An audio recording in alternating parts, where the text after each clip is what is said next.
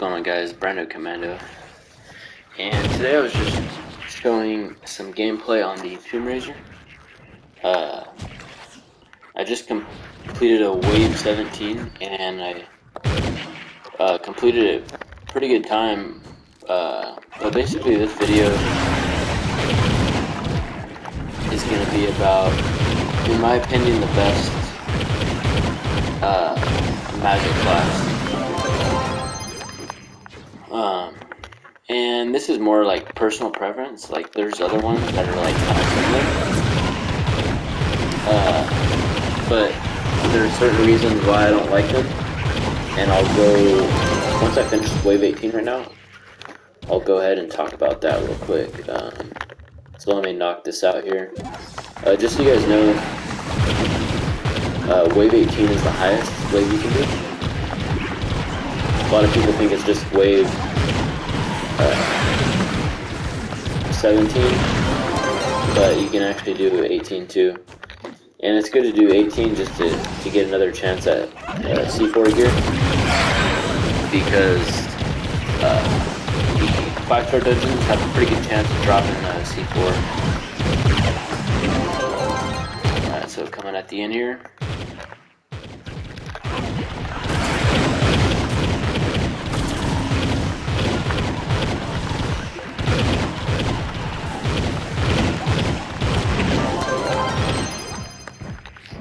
There it is, chaps. Alright, let's start up this video. Figured I'd do it a little different and just start off with gameplay showing the wave 17. And then I was like, you know what, I'm gonna hop on the mic and just start making a video, because I did want to talk about the Tomb Raider, and how I believe, for me, it's my favorite, and the best magic damage type class, in my opinion. So it looks like I got a C4. So this is a good area to farm it. You can get a lot of crystalline cores and all that. So, ooh, nice. Some stained dragon egg fragments. Alright, let's head back to the club.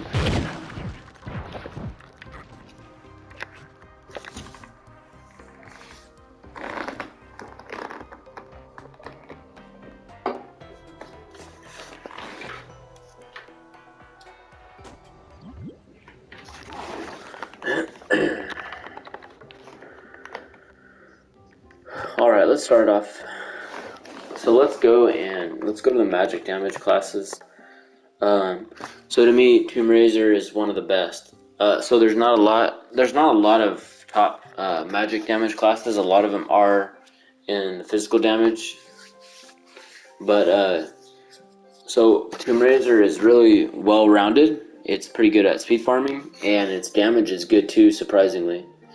And I'll demonstrate that by doing a solo Leviathan. And it doesn't take that long to build up the damage for the Tomb Raider. A lot of people think like it takes a while to build it up, but to me it's not. It is not too long.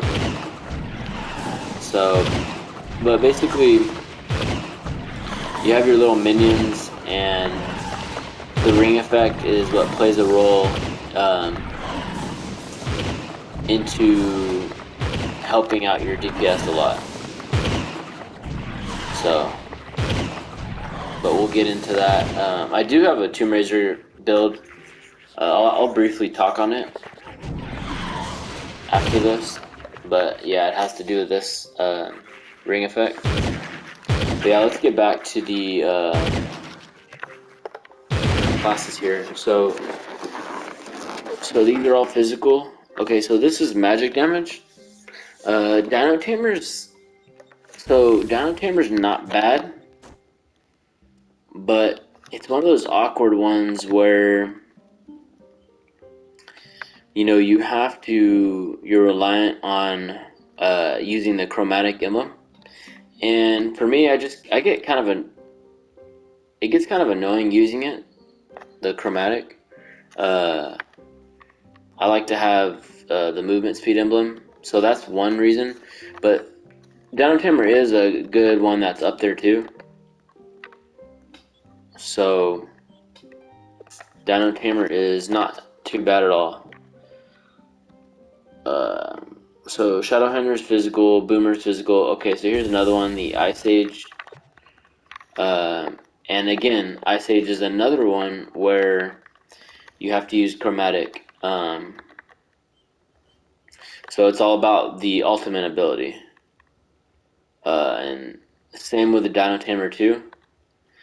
Versus the Tomb Raiser is just like it's just its base ability, and you're having constant, consistent damage.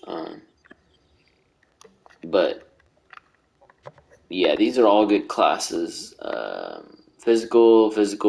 Gunslinger's not that good, but it is getting a rework that's coming out on PC soon, and console should be shortly after. Draco, to me, the Tomb Raiser is like a better version of the Draco. Everything is just slower to me for the Draco. Slower speed farming,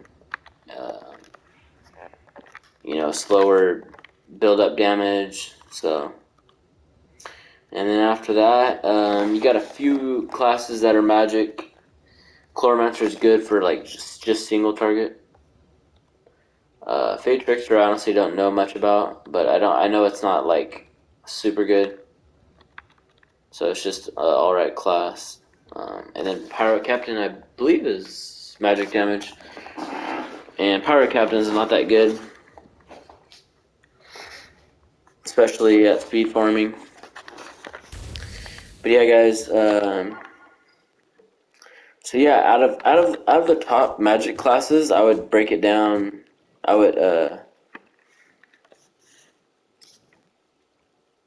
dumb it down to Tomb Raiser, Ice Age, and Dino Tamer. To me, that's the top three, and my personal favorite is the Tomb Raiser. So, looks like I got some. I think I already have this. Yeah, I already got that. Let me just. Gotta get all these stained dragon egg fragments. I'm getting up there, 57. I think for this one it's. Yeah, you need 100.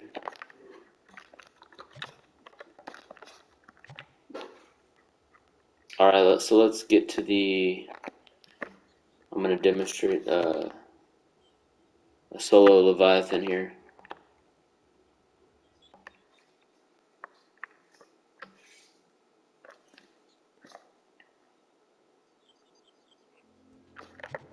Alright, so let's. Oh, damn. See, people are already at this world.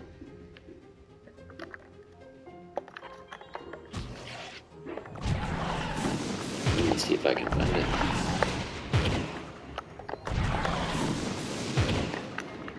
But for solo Leviathan with a Tomb Raiser, it's Berserk, Elysian Bandolier, and Unyielding is what you're gonna use.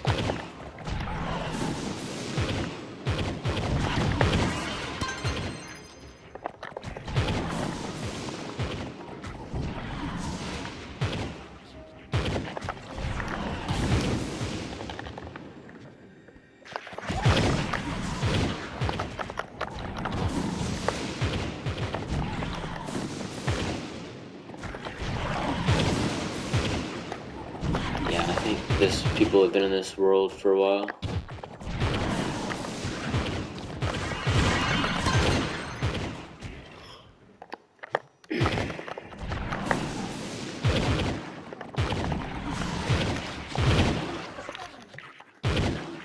I can go to another world. No, still can't.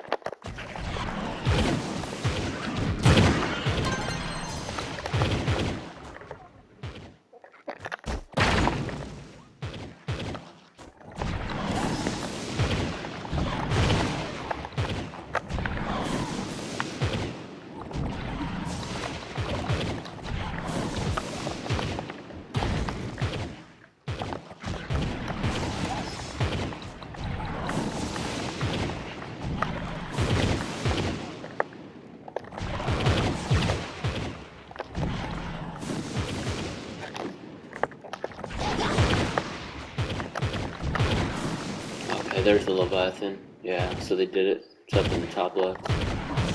So we're gonna have to wait and join. Okay, there we go. So I gotta hurry up here and hope I can get to it without anyone beating me there, so I can try. So I can solo it.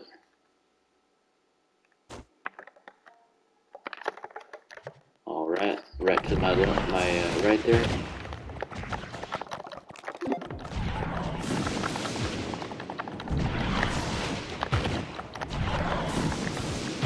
Okay, so when you spawn in the world, you're pretty much always hitting L2 and R1.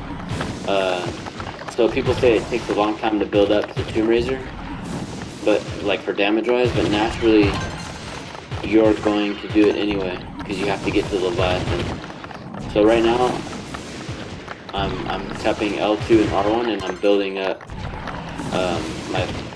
my pets to try and get the bigger versions. So that there's the bigger ones you see. And the bigger ones are stronger and hit harder. And that's to do with the ring effect. So the ring effect allows... So it looks like I already have like 3 strong ones. So So we're gonna come up on the boss to hold my R2 ability, this one right here, because I want Berserk Battler to proc. It won't proc with my ads. All right, so let's get in there. 2, 1, 2. Don't count because I'm not using. I can get one-shotted. So 1, 2, 1, 2, 1, 2, 1, 2, 1, 2, 1, 2, 1, 2, 1, 2, 1, 2, 1, 2. There it is, guys. I don't know the exact time, but oh, I barely beat these guys to it. But yeah, I don't know the exact time on that, but I know that was pretty quick. A lot faster than other classes. Where are these guys at? Oh, they're running into it right now.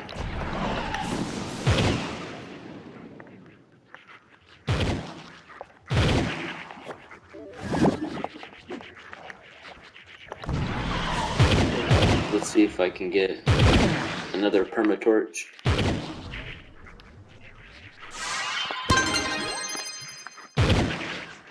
Nope. Fragile. Yeah, so these guys aren't too happy. But that's the only way to solo Leviathans is you have to hurry up and before people get there. There's no way to. Everyone will rush to it. Yeah, so right there, what I just did for magic damage classes,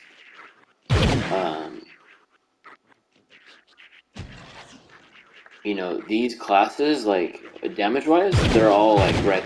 I'm gonna have to test it out, to be honest. I need to test out the Ice Age, and I need to do exactly what I did. You know, Ice Age is more simple. There's no like all these pets and stuff. The thing with the Ice Age though, is I'm gonna burn through more flasks. Cause look at this is okay. This is how long I have my ultimate ability, right? This is when I have higher DPS. 1, 2, 3. Okay, so it's 3 flasks to refresh it, but I'm gonna be hitting a flask every like 3 seconds, so it should naturally refresh it.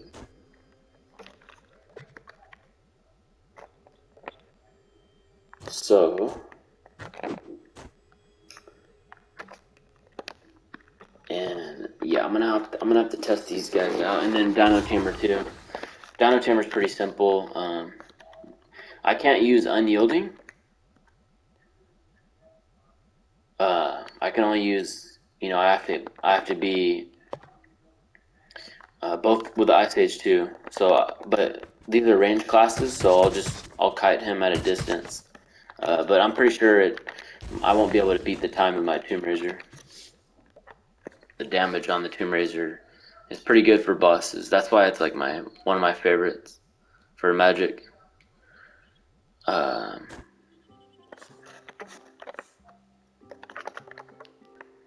but yeah, guys, I made a build a while back, but I'll show you guys real quick.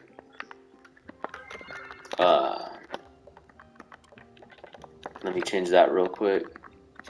Back to my normal speed farming setup. By the way, too, for my magic crystals, I finally have it maxed out. Well, not completely, but damage-wise, I do. So these are all 100. They're all level 30. All my gems are level 30. So for the damage categories, I have 100%, as you can see. 100, 100, 100, 100. Got hundreds. So I'm only short is on critical hit and health. So pretty much damage-wise, I'm maxed out for gems. And then I have the max gear. Got my subclass. Max, obviously, the permatorch, ally, the ring. And food, I don't have the 400 one, but I don't use that. I don't use the 400 on any of my classes, not even my physical damage, because it's pretty hard to craft. But yeah, so for the build, Solarian subclass, and as far as your abilities, you're pretty much just going to be, when you're like traversing, like speed farming, you're pretty much just going to be always tapping these L2 and R1s, just so you have your pets, your little pet army. And then once you get to a dungeon, you pop a flask, and that's when you hold R2, and then you can pop L1, get your other pet that hits hard. You can spawn him, and then you're still always tapping L2 R1. So it's L2 R1. Once you get to a dungeon, pop your flask, hold R2 as you hit L2 and R1, and then you can hit L1 too. So then boom, you're going to the next dungeon, L2 R1, you get to it, pop the flask, L1, and you just keep spamming.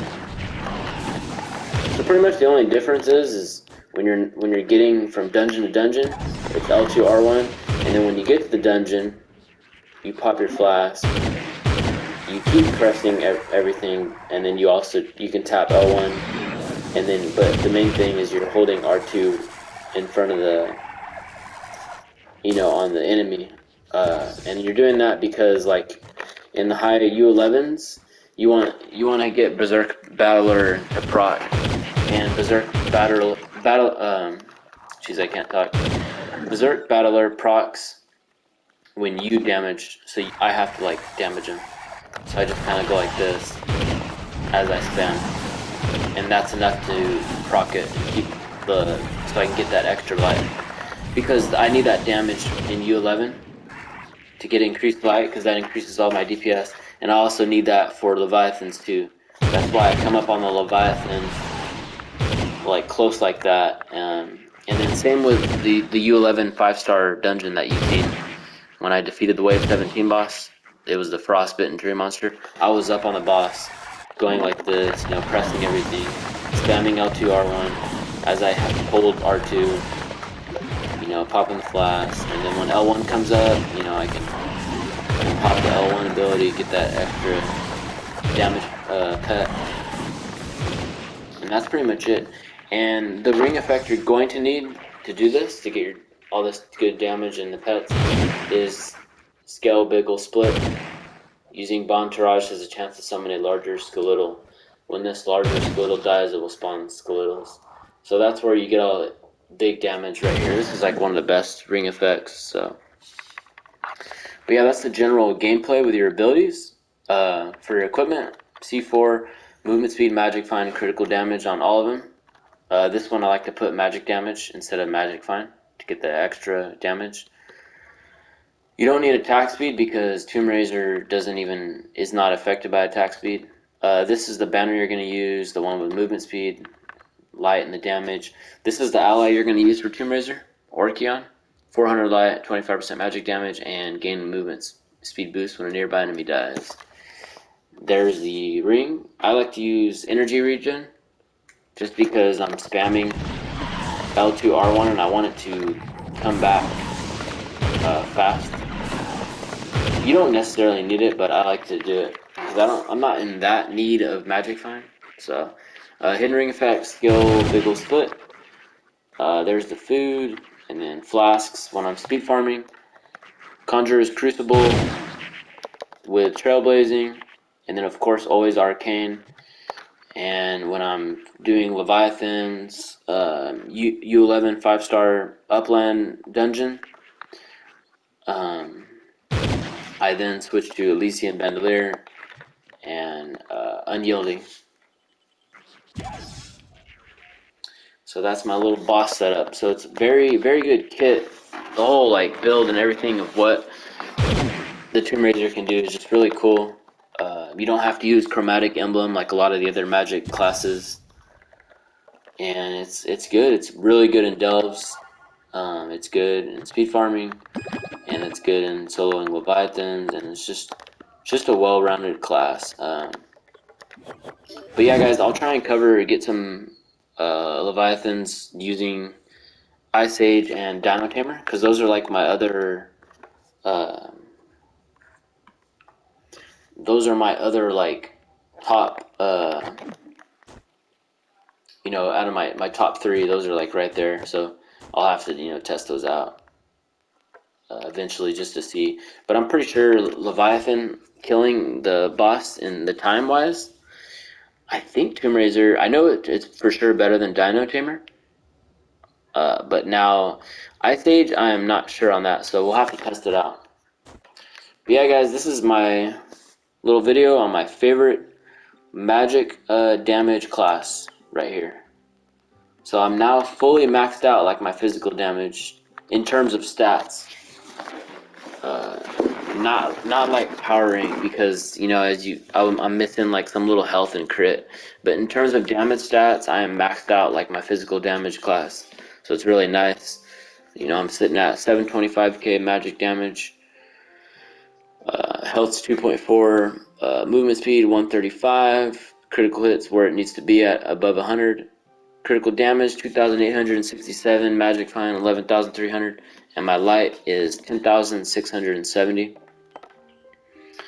So, yeah, and this is just a quick overview. This is the way to do magic damage in the skill tree. You're gonna go up this way, pick up the magic damage. I recommend going over here to get the movement speed, some extra real quick since it's close by, and then finish off the magic damage. Then you're gonna make your way over here. This is where you pick up little magic damage, but you also mainly you get that movement speed. Then make your way over here. Some movement speed, and then this is where I'll finish at getting some light, finish at more light, and then here's the last light that you get. And then after that, I'm going to finish my way down here. And this path right here is a universal path, so it's good for both magic and physical. This path is exclusive for magic. And then the physical damage is this path right here. And this is a universal path, and this is a universal path. All of these light, just so you guys know. But yeah, guys, if you have any questions, tips, or anything, about magic classes and all that, or Tomb Raiders questions, just hit me up in the comments. But anyways, guys, that's it for the video. All right, see you guys later. Peace.